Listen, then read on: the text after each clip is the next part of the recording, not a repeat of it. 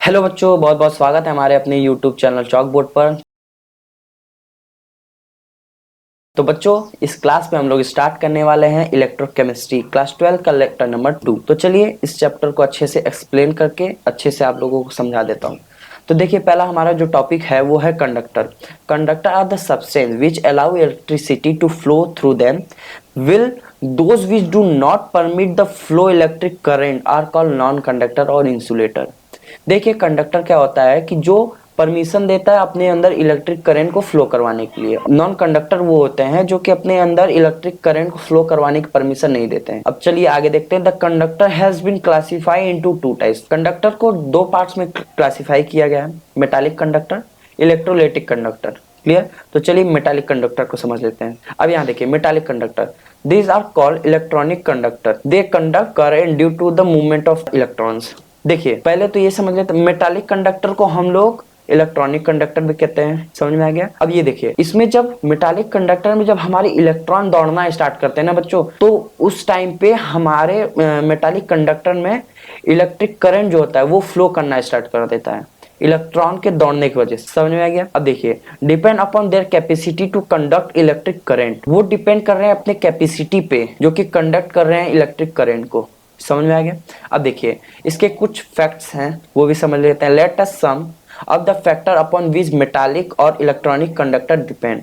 मतलब कुछ ऐसे पॉइंट्स देख लेते हैं जिसपे हमारे मेटालिक कंडक्टर और इलेक्ट्रॉनिक कंडक्टर डिपेंड कर रहे हैं। समझ में आ गया? चलिए, पहला point, nature of metal which can be form its position in the periodic table.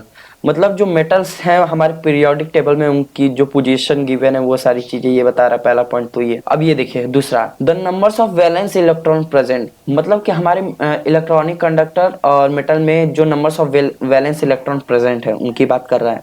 और हमारे टेम्परेचर, मतलब कितने टेम्परेचर पे उसमें जो करंट है वो फ्लो कर रहा है। समझ में आ गया? अब देखिए next topic, electrolytic conductor. The electrolytes are substance which allow the passage of electric current by the movement of ion. इसमें देखिए सिंपली समझाऊं, इलेक्ट्रोलाइट्स एक ऐसा सब्सटेंस है ना बच्चों जो कि इलेक्ट्रिक करंट को पास करवा रहा है through the movement of ions. मतलब कि इलेक्ट्रोलाइट्स कंडक्टर में हमारे जो जब आयन फ्लो करना स्टार्ट करते हैं तो उस समय हमारी इलेक्ट्रिक करंट भी उसमें फ्लो करना स्टार्ट कर देती है, ठीक इस उसके अपोजिट डायरेक्शन। समझ में आ गया? और एक बच्चों हमेशा एक बात याद रखिए कि जब हमारे इलेक्ट्रॉन जिस डायरेक्शन में फ्लो करते हैं उसके ठीक अपोजिट डायरेक्शन में हमारा करंट फ्लो करता है। अब यहाँ देखिए आगे, non electrolytes are generally acid, base and salt. Electrolyte जो होते हैं वो हमारे जनरली एसिड हो सकते हैं, बेस हो सकते हैं, सॉल्ट हो सकता है। The substance not in a position to conduct electricity are non electrolytes. वो सब्सटेंस जो कि उस पोजीशन में नहीं है कि वो इलेक्ट्रिसिटी को फ्लो करवा सके उसको नॉन इलेक्ट्रोलाइट्स कहेंगे। Strong and weak electrolytes, when electrolyte is dissolve in water और एनी सॉल्वेंट। जब इलेक्ट्रोलाइट्स को किसी भी वाटर और सॉल्वेंट में जब हम लोग डिसॉल्व करते हैं तो its ionise to form which conduct electric current. वो जब आयोनाइज होना स्टार्ट कर देता है तो उसमें इलेक्ट्रिक करंट जो होता है वो दौड़ना स्टार्ट कर देता है। Clear? All the electrolyte do not ionise to the same extent. और जितने भी इलेक्ट्रोलाइट्स होते हैं वो एक्सटेंड नहीं होता, मतलब कि वो आयोनाइज नहीं हो पाते हैं, टोटली आयोनाइज नहीं हो पाते हैं। कुछ ऐसे उसमें हमारे इलेक्ट्रोलाइट्स प्रेजेंट होते हैं। समझ में आ गया? तो यहाँ देखिए, the electrolytes which are ionise almost completely in aqueous solutions are called strong electrolytes. Electrolytes जब हमारे आयोनाइज होना स्टार्ट कर देते हैं कंप्लीटली हमारे सॉल्यूशंस में, उसको हम लोग स्ट्रॉन्ग इलेक्ट्रोलाइट्स कहेंगे। समझ में आ गया? चलिए आगे बढ़ते हैं। अब यहाँ देखिए बच्चों, example of strong electrolytes. When strong electrolytes include strong acid such as H2SO4, HCl, HNO3 etc। इसमें ये बोल रहा है कि बच्चों इसमें हमारे कुछ स्ट्रॉन्ग इलेक्ट्रोलाइट्स इंक्लूडेड हैं, जैसे H2SO4 ले लीजिए, HCl ले लीजिए, HNO3 ले लीजिए। And salt are mostly strong. जो हमारे साल्ट होते हैं वो मोस्टली स्ट्रॉन्ग होते हैं और electrolytes because they readily dissociate into in aqueous solutions. और जो इलेक्ट्रोलाइट्स होते हैं वो हमारे सॉल्यूशन में डिसोशिएट हो जाते हैं। अब देखिए next example of weak electrolytes. Weak electrolyte included weak acid. Weak electrolytes में वीक एसिड प्रेजेंट होता है, जैसे कि CH3COOH, H3BO3, H2CO3 एक्सेट्रा। ये सारे एग्जांपल्स हैं बच्चों, क्लियर हो गया। तो बच्चों हम लोग ओम्स लॉ को देख लेते हैं। It state that the potential difference across the conductor is directly proportional to current flowing through it। तो यहाँ देखिए ये बोल रहा है जो पोटेंशियल डिफरेंस है across the conductor, मतलब कंडक्टर के चारों तरफ जो पोटेंशियल डिफरेंस हमारा है वो हमारा डायरेक्टली प्रोपोर्शनल होता है हमारे करंट के, जो कि उस कंडक्टर में हमारा फ्लो करता रहता है। समझ में आ गया। अब इसको हम लोग मैथमेटिकली देख लेते हैं। पहले तो मैं एक बार और समझा दूं। जैसे कि मान लीजिए ये कोई हमारा वायर है, क्लियर। किसी भी अक्रॉस सेक्शन में हमारा यहाँ पर पोटेंशियल डिफरेंस V ले लेते हैं और इसमें हमारा जो करंट है ये फ्लो कर रहा है। तो यही बोल रहा है कि अक्रॉस सेक्शंस में जो हमारे करंट फ्लो कर रहे हैं हमारे कंडक्टर में उसके डायरेक्टली प्रोपोर्शनल है। अब इसको एक्सप्लेनेशन देख लेते हैं इसका। यहाँ देखिए ओम्स लॉ को बच्चों हम लोग डिनोट करते हैं ऐसे। ये हमारा सिंबल है ओम्स लॉ का। जो V है वो हमारा डायरेक्टली प्रोपोर्शनल है I के, तो V इज इक्वल टू, तो हम लोग ले सकते हैं IR। V पोटेंशियल डिफरेंस, यहाँ पर आपको गिवन है ना ये वाला, ये V, ये हमारा पोटेंशियल डिफरेंस है। और यहाँ पर जो R है ये बच्चों हमारा रेजिस्टेंस गिवन है। और ये हमारा बस ये हमारा फॉर्मूला बन जाता है ओम्स लॉ। समझ में आ गया। चलिए बच्चों आगे बढ़ते हैं। अब where R is constant called resistance of the conductor, Ohm's law is obey by both the metallic as well as electrolytic conductor. बच्चों यहाँ पर जो R गिवन है ये हमारा एक कांस्टेंट है जिसको हम लोग रेजिस्टेंस ऑफ द कंडक्टर, और ये हमारा ओम्स लॉ को ओबे कर रहा है जिसमें हमारा मेटालिक और इलेक्ट्रोलाइट्स कंडक्टर भी आ रहे हैं। समझ में आ गया। अब देख लेते हैं यहाँ पर रेजिस्टेंस क्या होता है। It is the property of substance by which it's obstruct the flow of electric current through it। The electrical resistance of any object is directly proportional to its length and inversely proportional to its area of across section area। तो देखिए resistance का जो बच्चों है simple काम बता देता हूँ।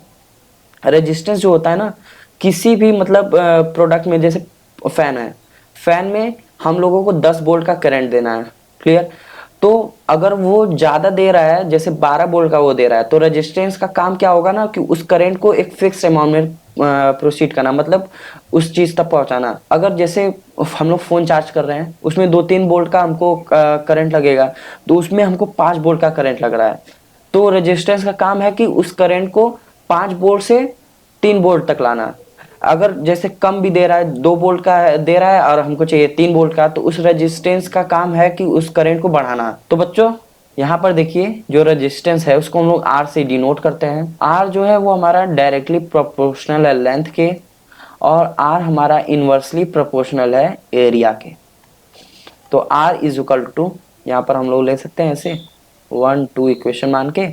अब इसको हम लोग ऐड कर देंगे तो हमारा लेंथ अपॉन एरिया आ जाएगा, क्लियर। अब ये जो प्रोपोर्शनल हटेगा तो यहाँ पर हम लोग एक कांस्टेंट लेंगे रो L/A, ये हमारा फॉर्मूला बन जाता है, क्लियर। ये हमारा बच्चों लेंथ है, ये हमारा एरिया, ये मैंने आपको बताया ही है रेजिस्टेंस, क्लियर। ये हमारा रो है,